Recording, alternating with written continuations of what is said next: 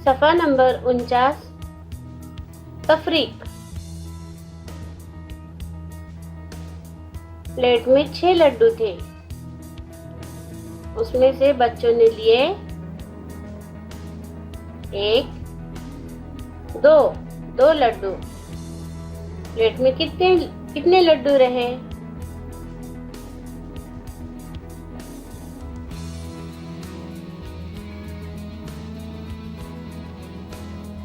दो लड्डू कम हुए। प्लेट में 1, 2, 3, 4। प्लेट में 4 लड्डू बाकी रहे।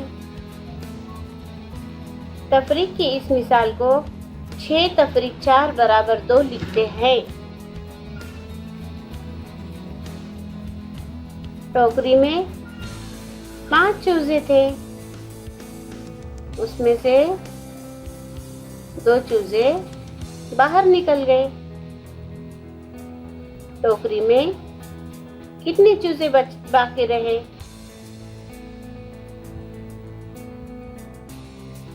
1, 2, 3।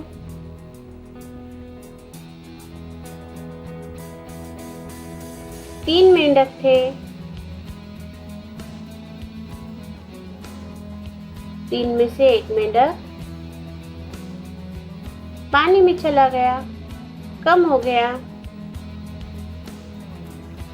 कितने मेंढक बाकी रहे? 1, 2।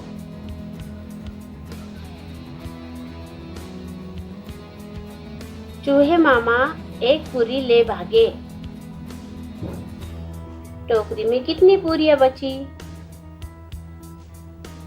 1, 2, 3। बकरी ने एक केला खा लिया।